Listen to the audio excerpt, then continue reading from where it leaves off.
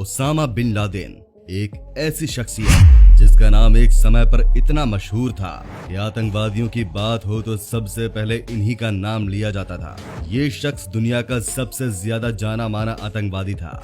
America के twin tower पर हुआ अटैक जिस संगठन ने किया था उसका नाम है अल-कायदा, और इस संगठन की स्थापना करने वाला और कोई नहीं बल्कि ओसामा बिन लादेन ही था। करीब 3000 लोगों को मौत के घाट उतारने वाली ये शख्सियत, जिसकी वजह से अमेरिका में सितंबर 11 को ब्लैक डे भी कहा जाता है, ये उस समय का सबसे बड़ा आतंकवादी हमला था जिसके पीछे सबसे बड़ा नाम ओसामा बिन लादेन का ही था। लेकिन ओसामा बिन लादेन की जिंदगी जितनी रहस्यमयी है उतनी शायद ही किसी आतंकवादी की हो।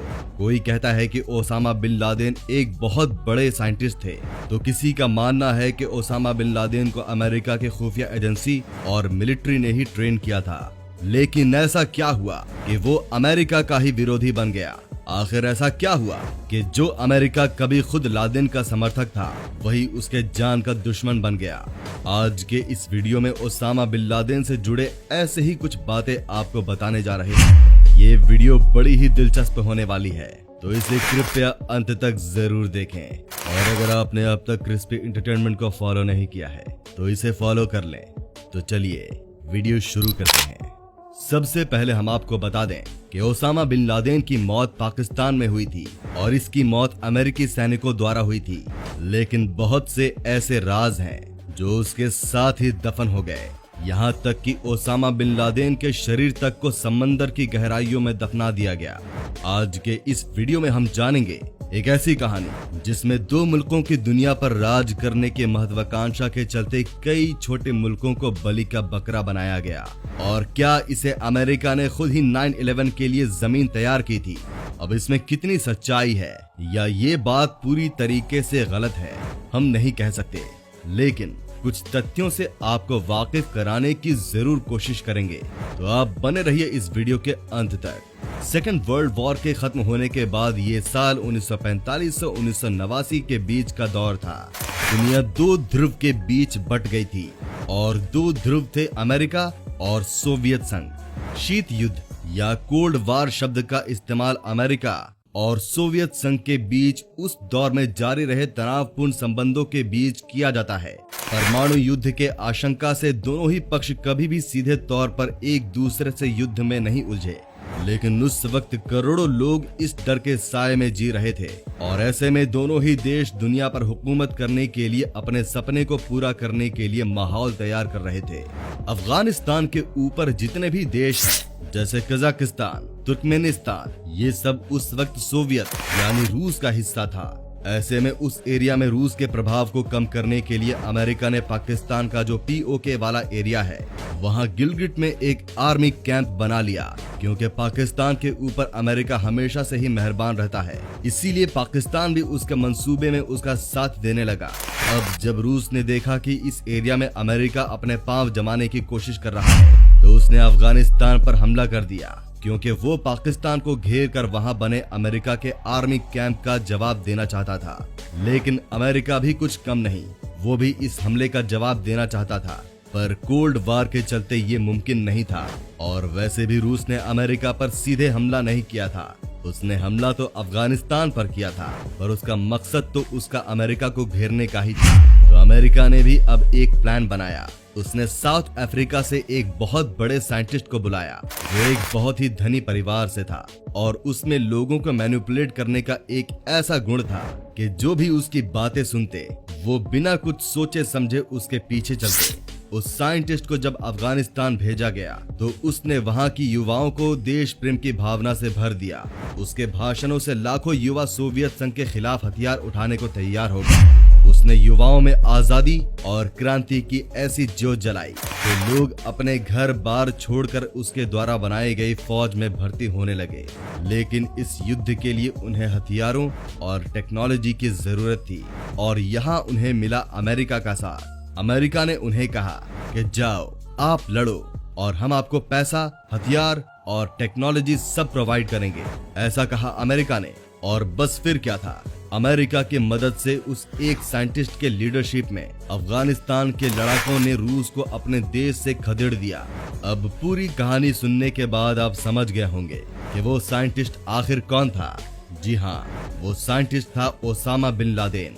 ऐसा बताया जाता है इस अमेरिका ने ही उसे ताकतवर बनाया था।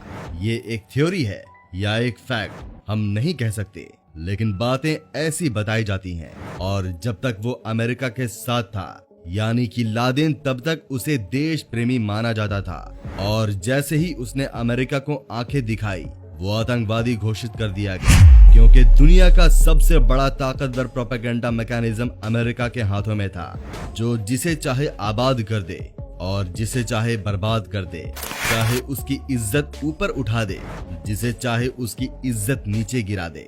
मीडिया का तो यही पावर होता है और यही थी अमेरिका की दोहरी राजनीति और यही था उस कोल्ड वार का इफेक्ट, जिसका असर आज भी दुनिया में देखा जा रहा है।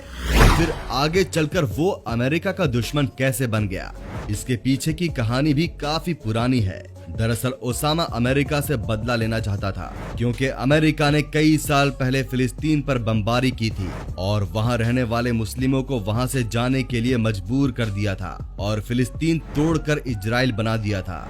यही वो कारण था जिसकी वजह से ओसामा अमेरिका से बदला लेना चाहता था, क्योंकि ओसामा भले ही अमेरिका का साथ दे रहा था पर वो मन से जिहादी था। इसीलिए जैसे ही उसके पास ताकत और पैसा आया, उसने अमेरिका से बदला लेने का सोच लिया।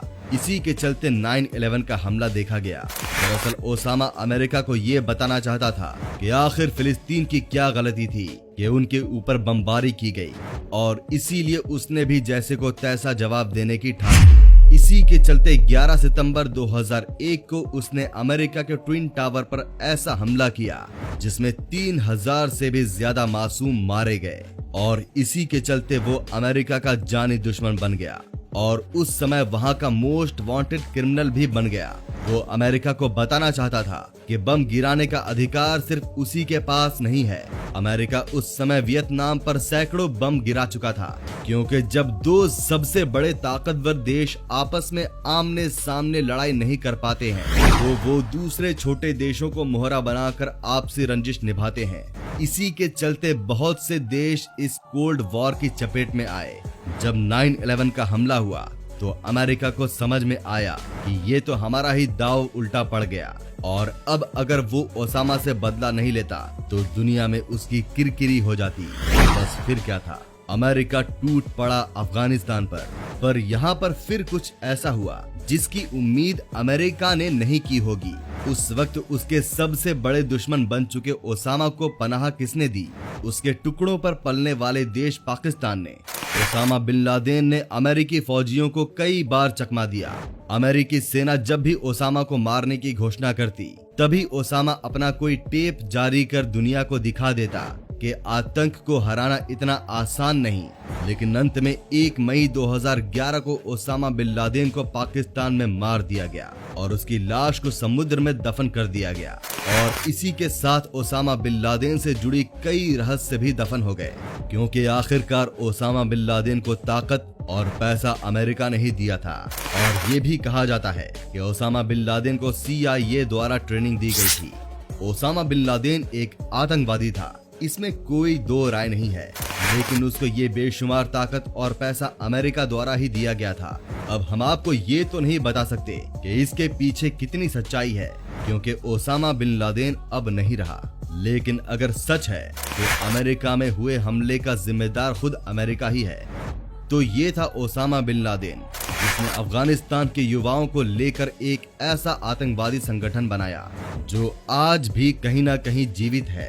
दोस्तों, आपको ये वीडियो कैसी लगी हमें कमेंट में जरूर बताइएगा, और आपको क्या लगता है इस पूरी घटना के पीछे कौन जिम्मेदार है। अगर आपको ये वीडियो पसंद आई है तो अपने दोस्तों के साथ इसे शेयर जरूर करें और साथ ही लाइक भी करें। हम आपके लिए ऐसे ही और भी रोचक वीडियोस लाते रहेंगे, तो इसके लिए आपको हमारे पेज क्रिस्पी एंटरटेनमेंट को फॉलो करना होगा। मिलते हैं अपनी अगली वीडियो में, तब तक के लिए धन्यवाद।